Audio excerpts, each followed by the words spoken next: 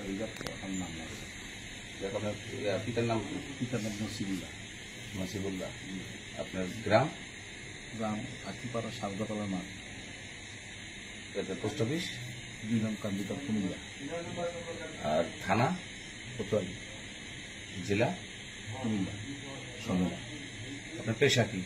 পেশা থেকে আর রাজনৈতিক পরিচয়?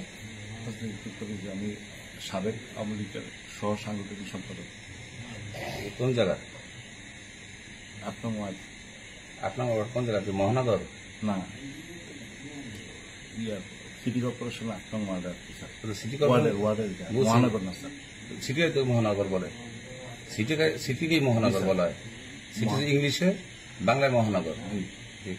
অর্থাৎ আপনি মহানগর 8 নং ওয়ার্ডের সাংগঠনিক সম্পাদক, সহ সাংগঠনিক সম্পাদক। জি। তা আপনি বর্ডারে আসছিলেন কিসের, কোন উদ্দেশ্যে আপনি বর্ডারে আসছিলেন? স্যার আমি ঘুরতে আসছিলাম স্যার। না, ঘুরতে থেকে বর্ডারে আসার কথা না। আপনি তো আপনার বাড়ি, আপনি যেখানে বসবাস করেন, আপনি কুমিল্লা, কুমিল্লা থেকে আপনার সহজ এবং কাছে বিবির বাজার। আপনি যদি আসেন ঘুরতে যান তাহলে বিবির বাজার যাওয়ার কথা। আপনি তো এই সীমান্তে তো আপনার আসার কথা না। কারণ আপনি যেখানে গেছেন সেই জায়গায় ঘোরাঘোরা করছেন, সেই জায়গা থেকে সীমান্তে জিরো দূরত্ব ছিল কোন জায়গায় 10 গজ, কোন জায়গায় 15 গজ, কোন জায়গায় 20 গজ। আপনাকে যেখানে আটক করা হয়েছে সেই জায়গাটা হয়েছিল ওই পাকা সড়কের উপরে, ওইটা থেকে ছিল 140 গজের ভিতরে আমাদের সীমানা। তাহলে ওখানে যায় যারা, তারা অবশ্যই তাদের কোনো একটা উদ্দেশ্য থাকে। উদ্দেশ্যবিহীন ওখানে আমাদের কোনো লোক যায় না। আপনি কোন উদ্দেশ্যে ওখানে গেছিলেন সেটা আপনি বলেন, বলেন যে আপনি কোন উদ্দেশ্যে এই 0 লাইনে, মানে ওই এলাকায় গেছেন। 0 লাইন বলতে 0 লাইন, 0 লাইন আপনি কোন উদ্দেশ্যে আপনি গেছেন? আমরা স্যার টুকটাক মাদক গ্রহণ করি স্যার। না, আমাদের কাছে ইনফরমেশন আছে যেটা আমরা গোয়েন্দা, না আপনাদের গোয়েন্দা তথ্য পাইছি যে আপনি ইন্ডিয়া যাওয়ার জন্য আপনি ওখানে আসছিলেন। কারণ 0 লাইনটা ওখানে 0 লাইন, ওখানে তো আপনার স্বাভাবিক লোকে যাওয়ার কথা না। মাদক তো ভিতরে পাওয়া যায়। আপনার যারা ই করে, যারা ব্যবসা করে, ওইসব জায়গায় পাওয়া যায়, যদি কোনো জানি বা শুনি। কিন্তু আপনি তো এই 0 লাইনে তো আপনার আসার কথা না। না না, এটা ভুল না তো, এটা ভুলকে আসে নাকি কেউ। আপনি এখানে একজন সচেতন ব্যক্তি, আপনার বাংলাদেশের নাগরিক, ঠিক আছে, কিন্তু আপনি এই বর্তমান এই প্রেক্ষাপটে আপনার তো এই 0 লাইনে তো আপনার আসার কথা না, যেহেতু আপনি একটা রাজনৈতিক, যে কোনো রাজনৈতিক সংগঠনের সাথে জড়িত।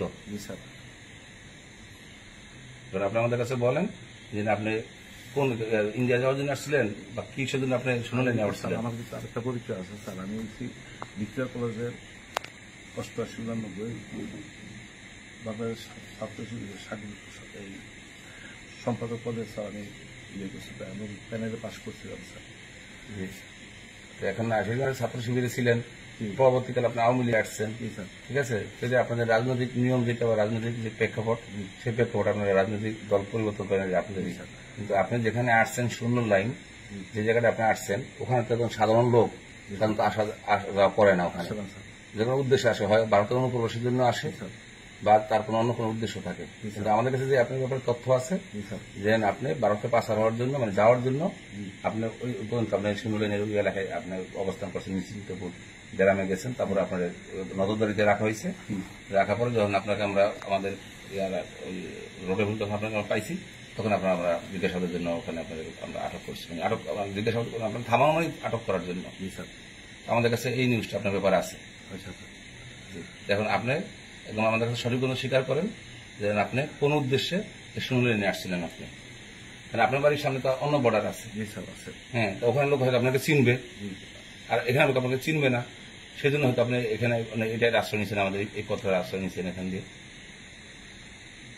আসলে স্যার আমার ওই ধরনের কোনো উদ্দেশ্য ছিল না, দেওয়ার জন্য কোনো উদ্দেশ্য ছিল না স্যার। আমি ঘুরতে আসছিলাম। ঘুরতে 0 লাইনে আসে, একদম বর্ডারের কাছাকাছি আসে। তো আপনি সন্ধ্যার সময় বুক পেরে এসে করছি স্যার। না, সন্ধ্যার সময় আপনি আসছেন। আর ওই রাস্তাটাও স্যার চিনি না ঠিক করে স্যার। ওই রাস্তাটাও ঠিক করে চিনি না স্যার।